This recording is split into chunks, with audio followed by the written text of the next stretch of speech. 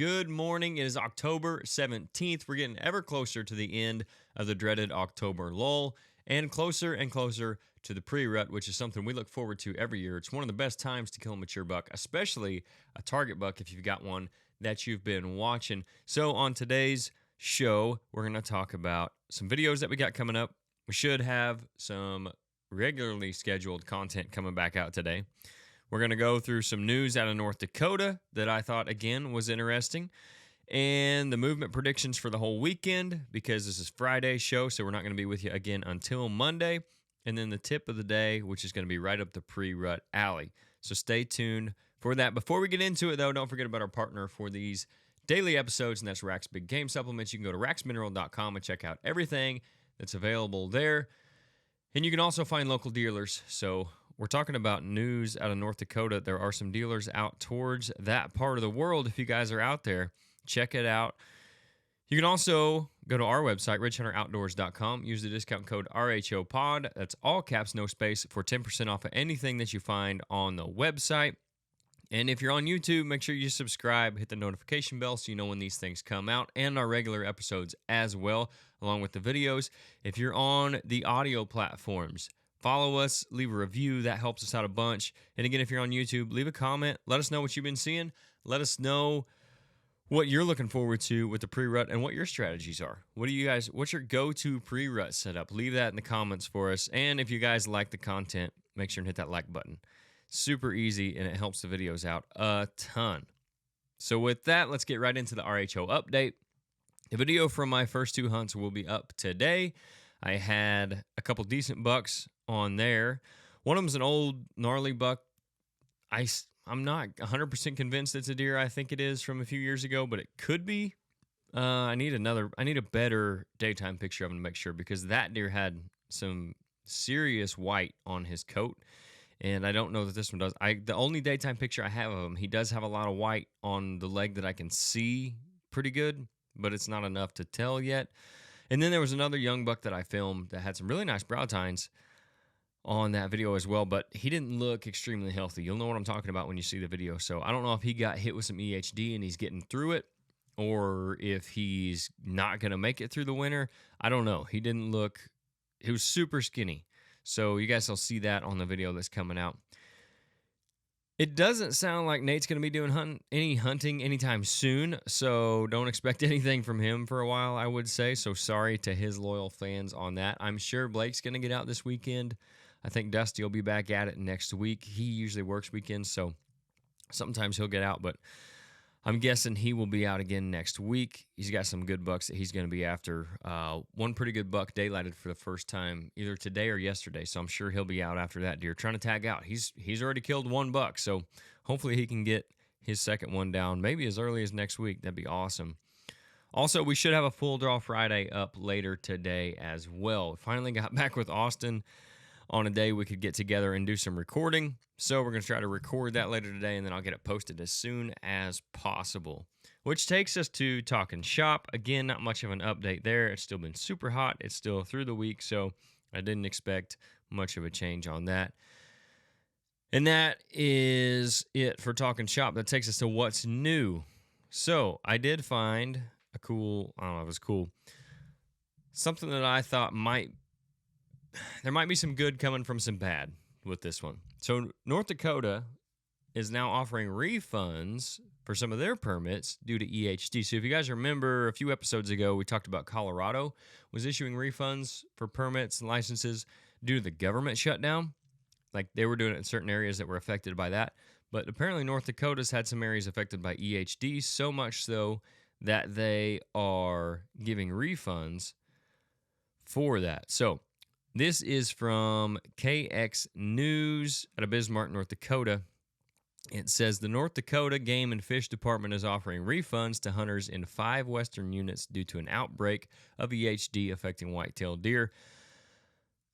Hunters with whitetail or any deer gun licenses in units 3E1, 3F1, 3F2, 4E, and 4F may return their tags for a refund. Eligible license types include antlered whitetail, antlerless whitetail, any antlered, and any antlerless. Bonus points will be restored for those who return their licenses, if applicable, to their pre-lottery status. So much like what we saw out of Colorado, they're probably following that model a little bit, seeing what's working for them. So it goes on. Wildlife health biologist Mason Rickman said the outbreak began in early September and appears mild with about 20 reports of deer deaths, mostly in Bowman and Adams counties. He said, we see a low-level EHD most years. It typically stays fairly localized, but every so often it can intensify into a significant die-off. The combined outbreak in 2020 and 2021 was probably the worst in memory. So evidently, they had some pretty bad EHD hit about 4 and 5 years ago. This says the department will continue monitoring reports and may expand refund eligibility to additional units. Hunters and landowners are encouraged to report dead deer, including photos and location details, through the department's online wildlife mortality reporting system. So why I think there might be some good that could come out of that, because obviously deer dying from EHD is not awesome. And having to issue refunds is not either, because that means people who maybe were super excited to go on a deer hunt in North Dakota are now unable to do so. At least they can get their money back, and hopefully they draw a permit next year. But deer dying from EHD limits opportunity, and it also does what we've talked about here in Illinois, is it limits the potential income for the state. So like in Illinois, we talked about we need to do a better job of managing the deer herd to ensure that the quality stays where it's at. Otherwise, eventually, why would people come to Illinois to hunt big deer if there are none left? And that's going to get into the state's pocket, which is something that you would think they care about. And that's what this is doing. If they're having to refund permits for EHD, obviously that's taking money away from them. So maybe they'll start spending time and money on research for EHD and find out what we can do about it, if anything. At least then we would know if there's some solid research done on it. If they'd put the money into that they're putting into CWD, we might get some answers on if there's really even anything we can do about EHD. And maybe there is. Maybe there's something that would be super beneficial and we would see a lot less of it. But I'm not incredibly hopeful, but seeing that this is directly impacting states' income now is giving me a little bit of hope that maybe they'll start doing some research on it. But we'll see what comes of that. If I see anything else on that, I'll give you guys an update. But if you're in North Dakota listening to this, or if you're planning a hunt out there, maybe check those units and see if you can get a refund instead of going out there and not seeing any deer because they're all dead. That would really suck. That takes us to weather and movement predictions. And like I said earlier, I'm going to do this for basically the whole weekend. So Friday through Sunday, because we won't be back with you until Monday. It's going to be slow again today, most likely. It's going to be cloudy, but it's still going to be hot. The pressure's not supposed to be high today at all, so there's not that going for you either. You might find some movement this evening with the storm coming in tomorrow, but I don't look for it to be an awesome day overall. It's just, again, too hot, wrong time of year. There's not a lot going for you when it comes to movement. Unless you just got one that's on a daylight pattern for some reason, you can get in and kill them, then go do it. Again, you might get some does on some food sources in the evening, but I don't think it's going to be a real great day today. Saturday doesn't look awesome either. It looks like it's probably going to be a wash. They're giving rain most of the day, and it's going to be warm again with a chance of some severe storms. And I think the more the sun gets to shine before those storms roll in, the worse those are going to be. So just keep an eye out for that. It's one thing to hunt in the rain. It's another thing to go try to hunt in a thunderstorm with lightning and heavy winds. So be safe. If you just absolutely have to go Saturday, maybe go sit in a ground blind somewhere.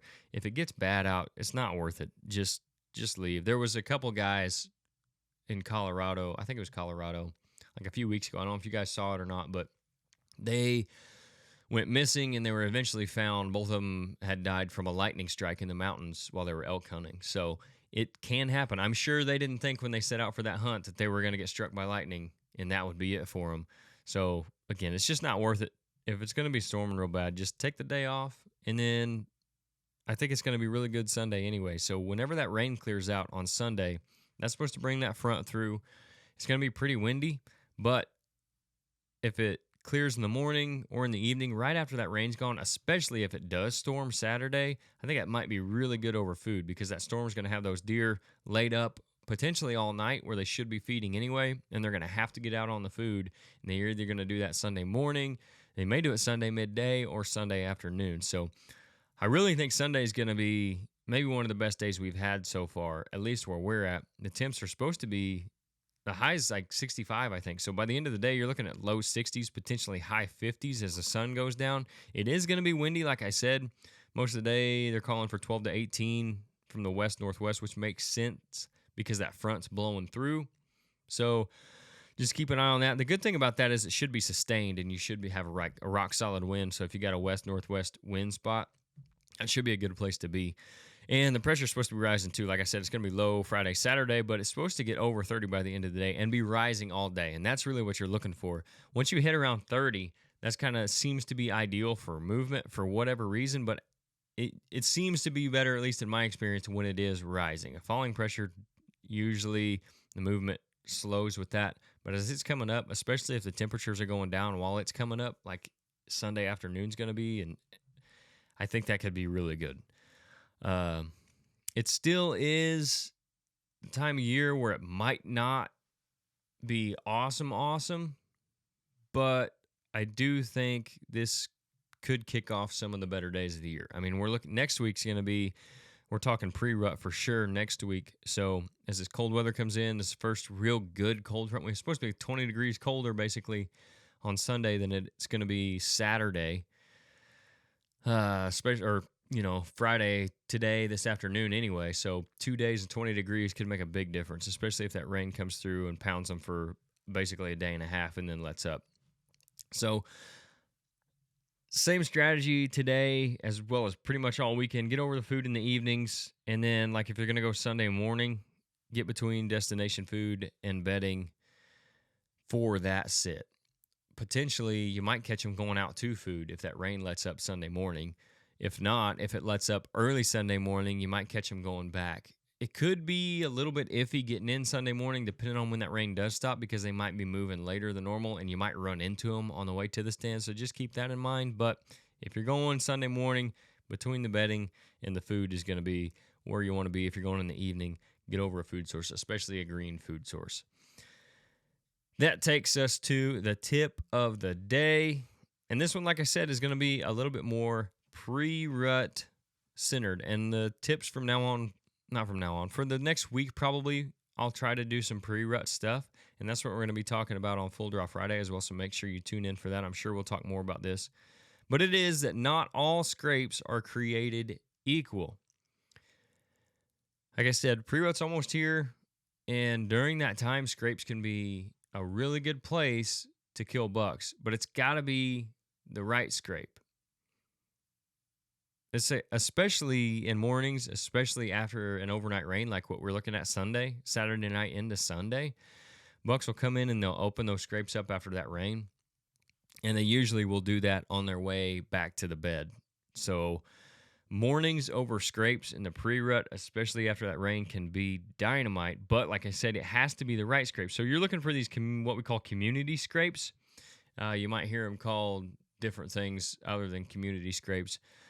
But it's the ones that are usually in the timber. They're like the size of a car hood. They might not be quite that big, but they're usually going to be pretty easy to see. A lot of times they're along main trails or where 2 or 3 trails intersect. So like at a T of 2 trails or a crossing of 2 trails, especially if there's a low limb there where they can easily make a scrape, a lot of times that's where you'll see those get used a ton. It's not the ones that you see randomly on field edges under those low-hanging oak branches or whatever it is on the edge of a field. A lot of times those ones are just a buck that was out. He was walking the field edge, kind of feeling himself, and he hit that limb and decided to make a scrape. And they may do that 2 times, they may do that 20 times in their walk along that field edge. So that's why you'll see a bunch of scrapes open up on the edge of a field pretty randomly. It can be a good sign, obviously, if there's bucks in the area. And it doesn't mean that's necessarily going to be a bad place to sit, but if you're just sitting there, if the scrape is the only reason you're sitting there, it's probably not the best place to be. Whereas if you find those community scrapes back in the timber, then that's where you can really have some success. And you can also use cameras to determine whether those are going to be worthwhile to sit over. So what I like to do, especially as we get into the pre-rut, is I'll throw a camera in my pack. And then if I come across one of those scrapes and I think, hey, this might be, I'm not 100% sure if this is one of those, I can throw that camera up over it. And then you'll be able to tell whether you got to go in and pull that card. You want to be careful about that when you're talking going back into the timber, or if it's a cell cam, Put the thing up and then check it. And that'll let you know how active that scrape is, what bucks are using that scrape. You can set it there for 2 or 3 days, and if you see something you like, then you can go back and hunt it, and you're not spending 2 or 3 days actually hunting it without being there. Also, you could get a picture of one in the daylight, and then he never comes back again, and you should have been hunting it. That could absolutely happen. But if you're not sure, throw a camera up over that thing. It's one of the best things you can do to find out if that scrape is active and what deer are using it.